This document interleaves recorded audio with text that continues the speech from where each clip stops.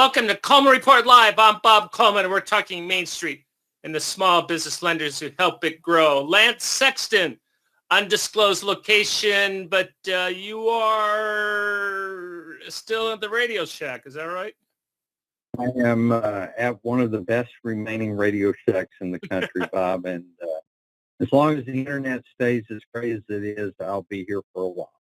Yeah, and there's our certificate. Please download those and keep track of those. They work for training. Hey, we thank you all for your support. We're watching the numbers populate, and thank you. We appreciate that. Hey, Lance, now you may have, I mean, my information is 20 minutes ago, but supposedly we can enter forgiveness applications into the portal, and have you been able to do it?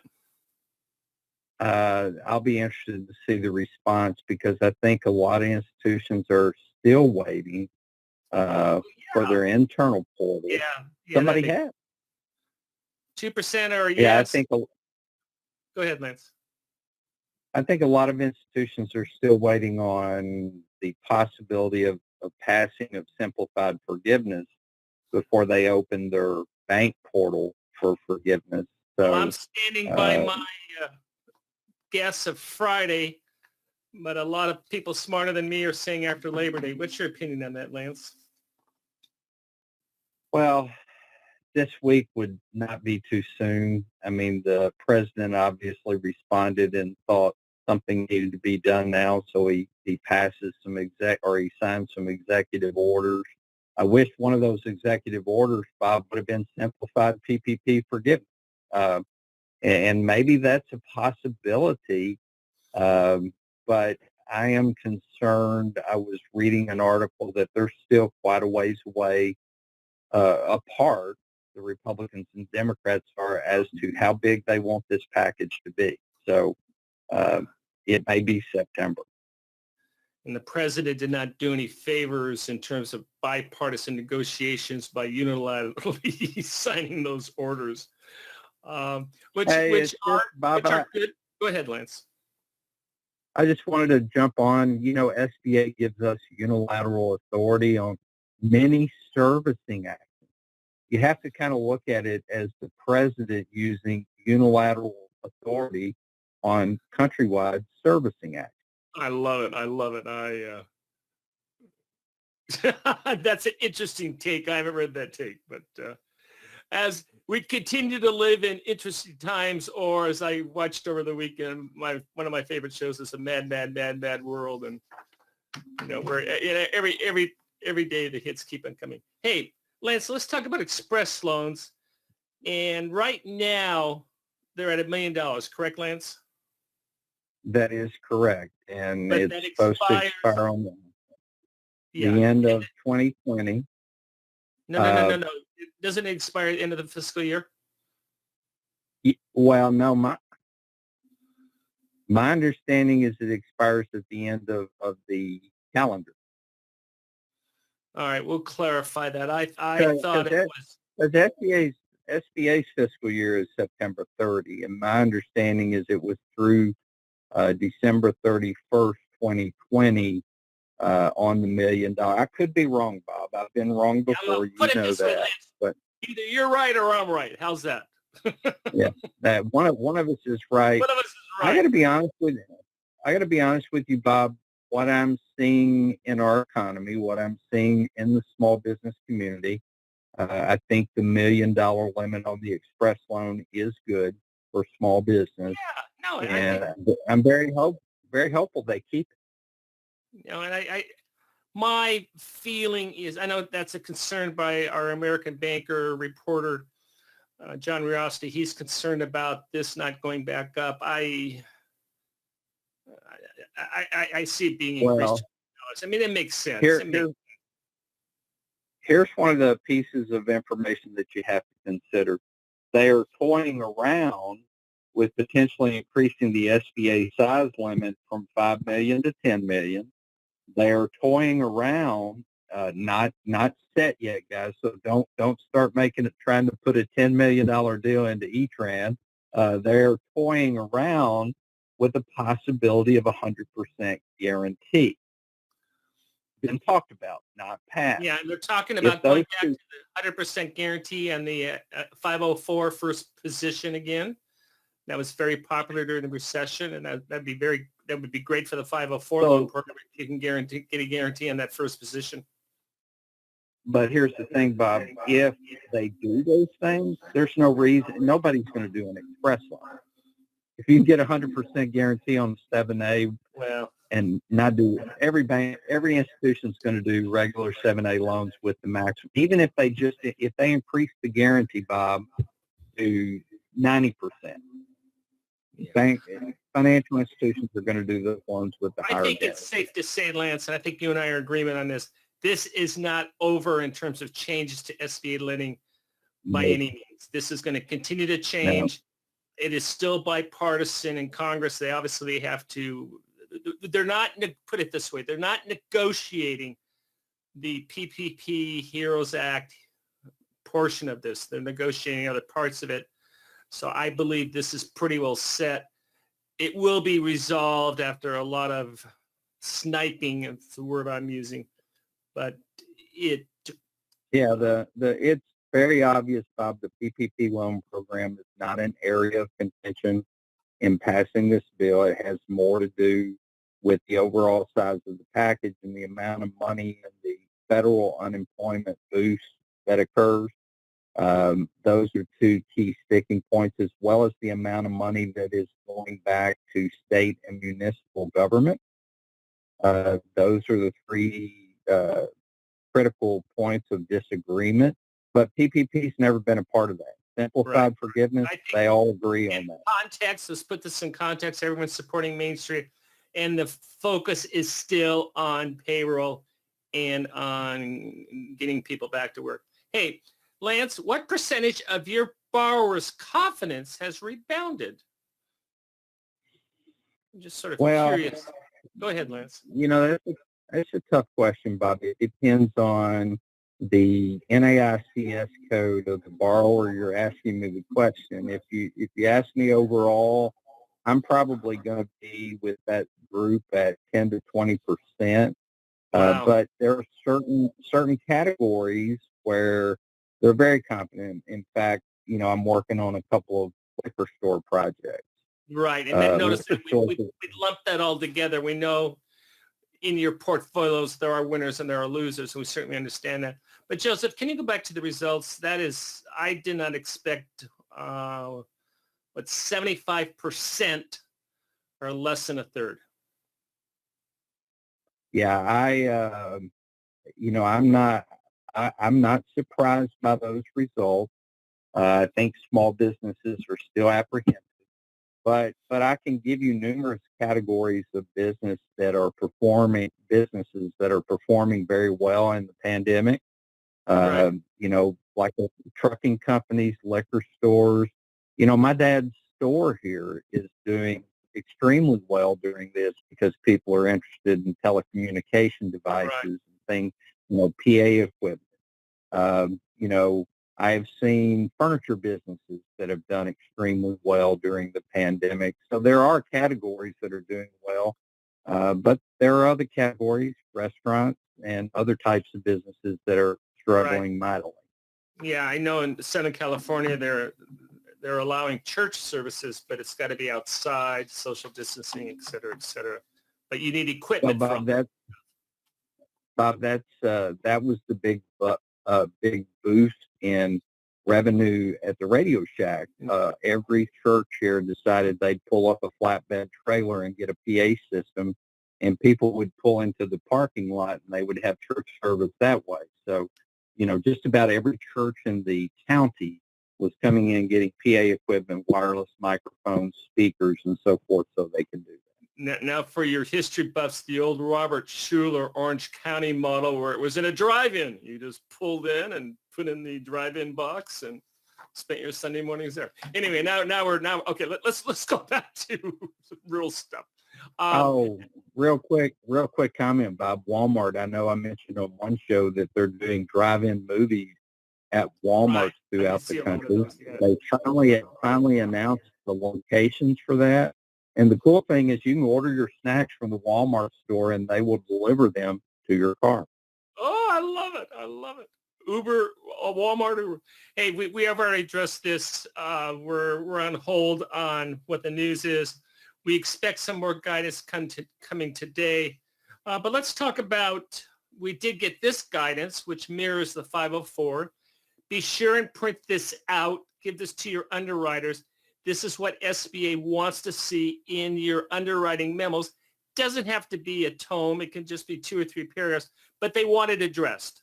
They want your professional underwriting opinion on how the footprint, the lockdowns, how COVID has affected that industry. Well, in our institution, as well as many others, instituted a COVID-19 worksheet for our borrowers that addresses this, and it's wrapped into the credit memorandum. And I highly recommend any institution that's not doing that. It doesn't, like Bob said, it doesn't have to be a 30-page discourse, No. on what happened, but they need to answer some basic questions. How did the pandemic impact your business? What percentage reduction in revenue? How's, have you laid employees off? What do you expect for the future?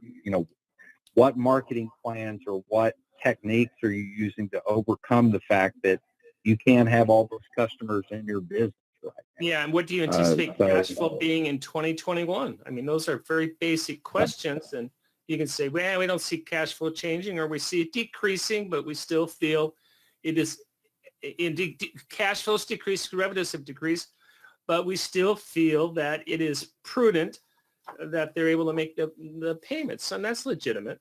Yes, absolutely. But it needs to be addressed. Let's see. Russell says the guidance released on Friday indicates that SBA Express reverts back to 350 on January 1. Lance, you are correct. I am wrong. Hey, Bob, it's good to be right after we predicted we would have full forgiveness rules. All right, you're going to hang me on that one, but I'm sticking to that one. Since we're asking questions, we're going to go into questions now. A client has with an LLC with multiple residential rental properties. Was this LLC qualified for PPP the first round, and will it be qualified for the second round? So I guess you have a developer who runs a series of apartment buildings. So they're going to be eligible. Apartment buildings are not an eligible SBA loan, Bob. One of the things about PPP that's really important is there's still some basic eligibility requirements. However, there were lawsuits. An example is gentlemen's clubs. Gentlemen's clubs are excluded from your regular SBA 7A loan program, but one in Chicago decided to sue SBA and was successful and was able to receive PPP funding. No comment. But the one thing, the point of that story, Bob, is residential rental properties are not typically eligible for SBA loans. I would say a property management firm would be eligible, right, Lance? The property management firm could in fact be eligible. Yeah. Russ asked the question on what do you have a take in the mini class action lawsuits being filed against lenders, PPP. Russ, we did a little research on this. We need to do a whole lot more. So my quick answer is no, I don't. But let me throw it into Lance's court. Lance, do you see this as being an issue, or is this more in the frivolous? Well, there were a lot of class action lawsuits that I really thought were somewhat frivolous. For instance, the ones that said people didn't have access. Well, there's, the answer to that question is there's still $120 billion that was available when the program stopped. So everyone should have had access. There's so many, Russ. I have read multiple stories about the class action lawsuits. Most had no merit. Some had merit. It's like the example I gave. Well, I don't know that it had merit, but the example I gave earlier of somebody who was excluded from the program who sued and was included. Yeah. And there's a lot of moving parts on this. One is that agent fees aren't being disclosed, or the lawyer or the CPA firm or the packager felt they should have received a fee. They pointed to the lenders saying, here are the regs. And the lender said, hey, we didn't agree to that up front. So I think there's a lot of moving parts in that. But we'll follow this story, Russ. Thank you for bringing it to our one of the things, Russ, like on the agent fees, Bob, one of the things on the PPP application was, did you use an agent? And if they check no and the bank didn't agree to a fee, it's hard for me to see the bank potentially owing that fee. No, it's like, it's normal contract. Lance, I'll do some work for you. I'm gonna go help you move, and I want X amount of dollars. And I understand that price keeps Absolutely. going up every day. Yeah. Oh. Yeah. I'm moving is, guys, I'm going for a move right now. You won't see me but a couple days this week. I apologize for not being on, but just rest assured I would much rather be with you than be with Move. Small business, let's see. So we talked about the underwriting. Rudolph says, what's going on with the portal? We don't know. We expect to have guidance today. I suspect something. And if something hits this morning or this afternoon, we'll do a special blast to get that out. CNBC says that small business confidence is at an all-time low. It's ticked up a little bit, but it's still the second worst in the survey's history. Goodness gracious. That's, I think, like we've talked about, Bob, there's winners and losers during this pandemic. There will be many businesses that close, but there will be new businesses and new entrepreneurs that will fill those shoes. Just 36 of businesses say their current operating conditions are good. That's sort of in line with our poll. I think we had 25% who said good or above average. So that's, again, what we said, what 2/3 of all small business are having issues. Go ahead, Lance. So, Bob, the one thing, the bottom line, Trump's executive orders, the payroll tax holiday. In the language, it says you're going to have to pay it back, unless there's a act that passes that forgives it, which I assume that probably would happen. But yeah, I'm going to go I'm not on sure a I limb. would. Yeah, I don't think the government's going to come after. Well, I'm one of my 0 for 3 today, so I should stop guessing. Thank you for bringing that up. I'm with you, Bob. Next week, we're going to talk about the 159. We're going to review the rules, specifically what Russ was saying in the agent fees. We're going to do a review of that, Lance. And we're going to talk about, we should have some more guidance on fees that are being paid, and those need to be disclosed. Well, and the other thing, the PPP loan forgiveness, if we ever get additional guidance, we're going to do a follow-up to cover PPP loan forgiveness. Yeah. And of course, we have our new newsletter, which is popular, and sign up for that. We'll have the August issue out this week. And I think, Michael, we have one more question. All right, let's go for the question, and then we will sign off. Thanks, Mikey. Lance, how can a restaurant determine cash flow for 2021 when nobody knows how long the capacity restrictions will be in place?